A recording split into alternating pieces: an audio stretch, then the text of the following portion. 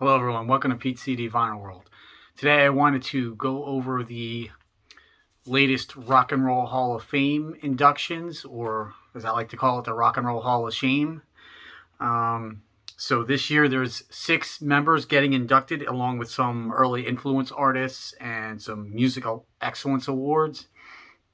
So in the, I think, guess the hard rock, metal community, the Rock and Roll Hall of Fame is almost a complete joke at this point. So again, Iron Maiden did not make the cut. They were nominated and they were put on the fan vote ballot to get in.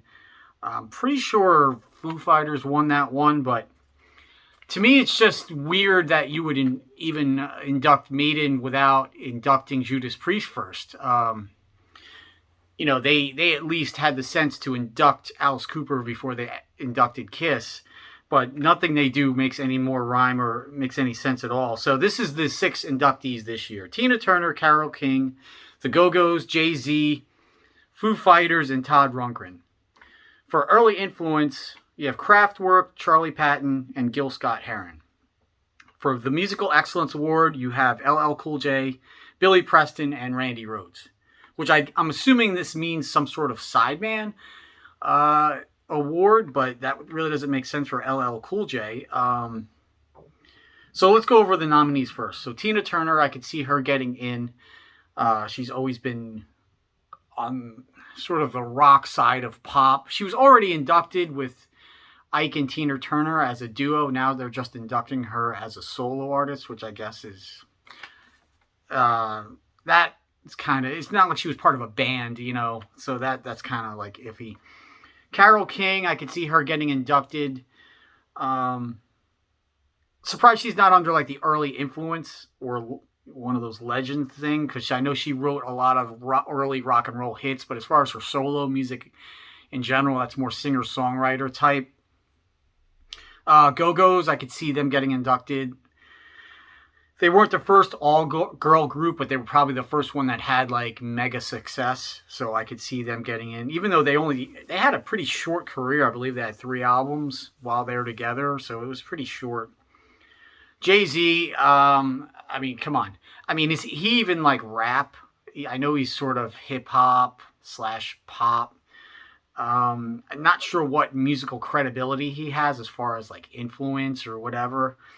I'm not one of those people who thinks that there should be no rap at all in the Rock and Roll Hall of Fame, but to me, the big 3 should be in there: Run DMC, NWA, and Public Enemy. And they are in there, but going beyond that, it's kind of ridiculous because it's really not even rap at this point. It's just sort of like R&B, smooth R&B.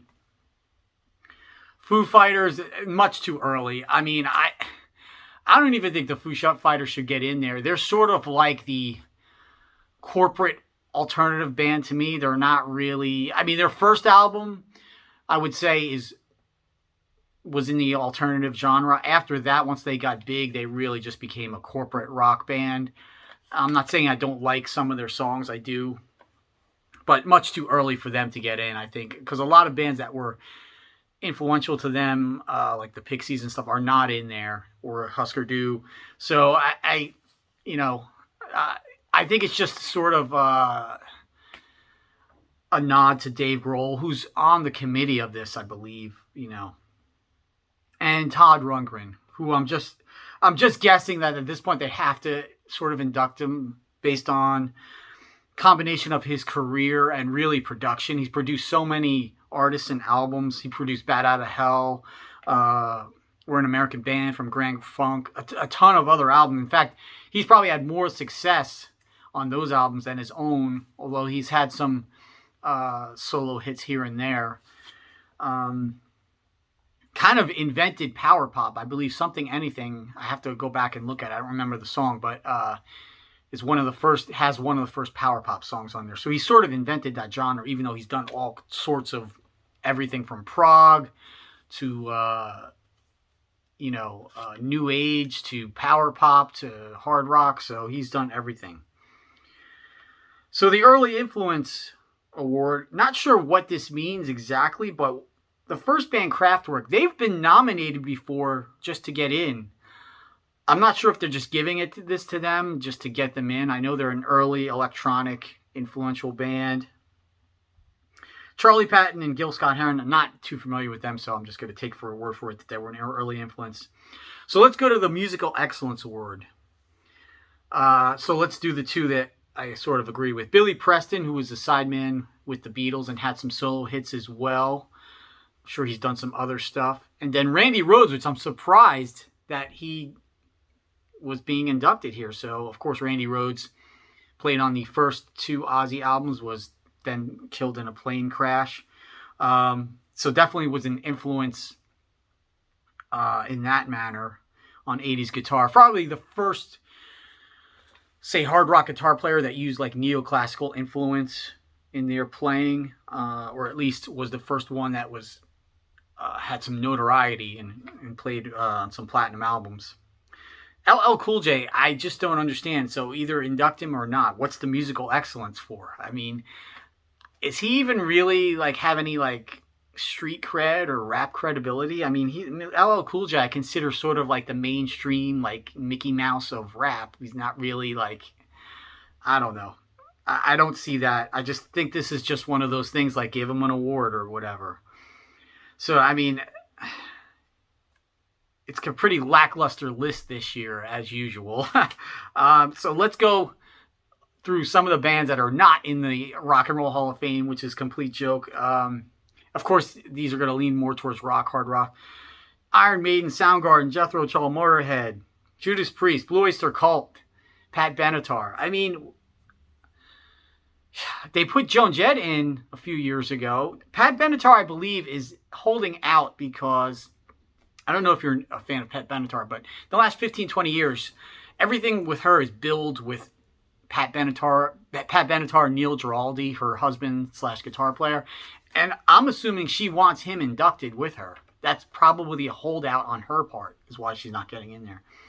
But, Motorhead, how could you induct Metallica without inducting Motorhead? Or even Iron Maiden? I mean, probably their two biggest direct influences.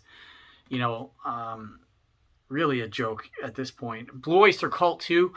I mean, quoted as being the American Black Sabbath, and that's true in a way. There was no other American hard rock band in the 70s lyrically that was doing what Blue Oyster Cult was doing.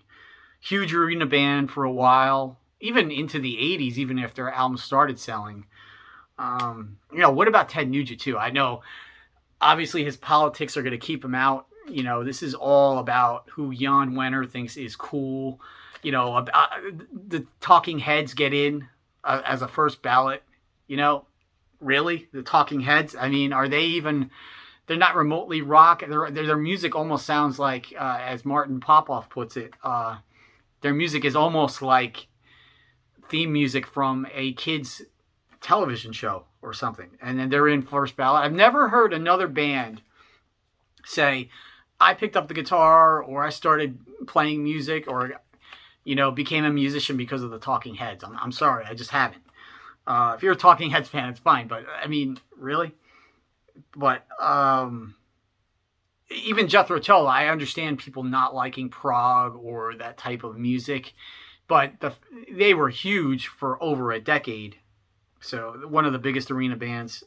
So how could you not even consider them at this point? But yeah, that's my latest rant on the Rock and Roll Hall of Shame. Just never ceases to amaze you, the inductees every year. Even the Go-Go's. If you're inducting the Go-Go's, how could you not induct the Runaways, really? I understand they weren't... The Runaways are a much bigger band even now than they were then. They really didn't have any major success in the 70s, but, how could you not deny their influence on what they did? So... Yeah, but to me, like, the Foo Fighters is the telling joke of all of this, really. It's basically just a nod to Dave Grohl, like, oh, thanks for keeping he's the ambassador of rock and roll right now, they call him. But anyway, if you have any comments on this, please let me know. If you like these videos, please subscribe, and I'll talk to you later. Thanks.